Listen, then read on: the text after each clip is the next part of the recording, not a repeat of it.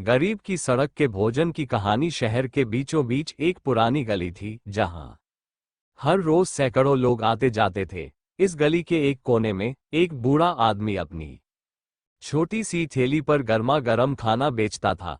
उसका नाम था रामलाल। उसकी उम्र करीब 60 साल की थी। चेहरे पर गहरी झुर्रियां थीं, मगर उसकी आंखों में एक खास चमक थी, जैसे कि उसने अपनी जिंदगी की हर मुश्किल को मुस्कुराकर पार किया हो। रामलाल का जन्म एक गरीब परिवार में हुआ था। बचपन में ही उसने अपने माता पिता को खो दिया था और गरीबी ने उसे बहुत छोटी उम्र में काम करने पर मजबूर कर दिया था। कभी वह चाय की दुकान पर बर्तन धोता, तो कभी होटलों में झूठे बर्तन उठाता, लेकिन उसके दिल में हमेशा एक सपना था, अपना खुद का एक छोटा सा भोजनालय खोलने का सपना। वह जानता था कि सड़क किनारे ठेला लगाने से ज्यादा बड़ी चीज उसके नसीब में नहीं है, लेकिन वह खुश था कि कम से कम अब वह दूसरों के लिए खाना बना सकता है और अपनी ईमानदारी से कुछ कमा सकता है। हर सुबह रामलाल सूरज निकलने से पहले उठता, अपनी पुरानी साइकिल पर थैला बांधता और बाजार की ओर निकल जाता।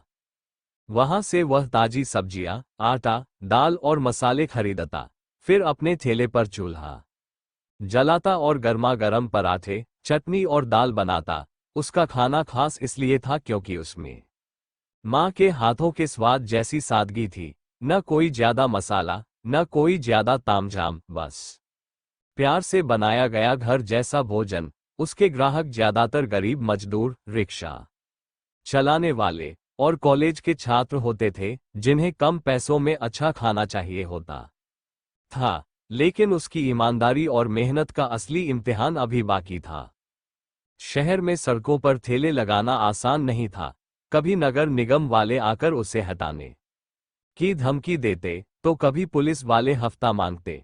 अगर वह पैसा नहीं देता तो उसकी थैली को जब्त कर लिया जाता। एक बार एक बड़ा अधिकारी उसकी थैली के पास आया और बोला, बूढ़े, यहाँ ठेला लगाना मना है। अगर यहाँ खाना बेचना है तो हर महीने हमें कुछ पैसे देने होंगे। रामलाल ने सिर झुकाकर कहा, साहब, मेरे पास खुद के खाने के लिए मुश्किल से पैसे बचते हैं, मैं आपको कहां से दूं? लेकिन अधिकारी ने उसकी एक न सुनी। अगले ही दिन उसकी थैली उठा ली गई। रामलाल रोता रहा, गिड़गिड़ाता रहा, लेकिन कोई उसकी मदद के लिए आगे नहीं आया। उस रात उसने खाली पेट ही गुजार दी, लेकिन उसने हार नहीं मानी। अगले ही दिन उसने फिर से थोड़े पैसों का इंतजाम किया और एक पुरानी थैली खरीदकर नए जोश के साथ काम पर लग गया। एक दिन एक अमीर आदमी उसकी थैली पर आया। वह भूखा था और थका हुआ लग रहा था। उसने रामलाल से खाने के लिए पूछा, लेकिन जब उसने अपनी जेब टटोली तो पाया कि उसका पर्स कहीं गिर गया था। बाबा, माफ कीजिए, मैं पैसे भूल आया हूँ, उसने शर्मिंदा होकर कहा।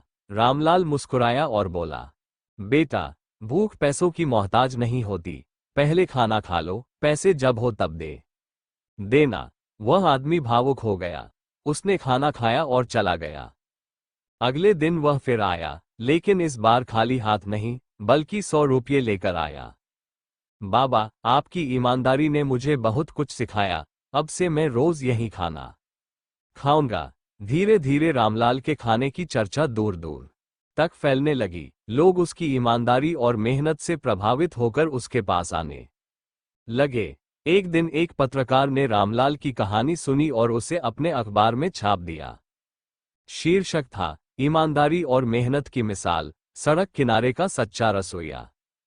इस खबर को पढ़कर शहर के एक बड़े व्यापारी ने रामलाल से मिलने का फैसला किया। बाबा, मैं आपको एक छोटी सी दुकान देना चाहता हूं, ताकि आप आराम से काम कर सके, व्यापारी ने कहा। रामलाल की आंखों में आंसू थे। उसने भगवान को धन्यवाद दिया और दुकान लेकर काम शुरू किया। अब उसकी एक छोटी सी भोजनालय थी, जहां उसका पोता मोहन भी स्कूल से लौटने के बाद उसकी मदद करता था। उसकी मेहनत रंग लाई थी। अब वह न केवल मोहन की पढ़ाई का खर्च उठा सकता था, बल्कि और भी गरीब बच्चों को खाना खिलाने लगा। रामलाल की यह कहानी हमें सिखाती है कि मेहनत और ईमानदारी का फल जरूर मिलता है, गरीबी कोई अभिशाप नहीं, अगर इंसान में कुछ करने की लगन हो, सच्चाई और नेकदिली से किए गए काम की हमेशा कद्र होती है। रामलाल अब भी अपनी दुकान पर लोगों को प्यार से खाना खिलाता है, लेकिन अब उसकी पहचान एक गरीब ठेले वाले की नहीं, बल्कि एक ईमानदार और मेहनती व्यक्ति की है, जिसने अपनी तकदीर खुद लिखी।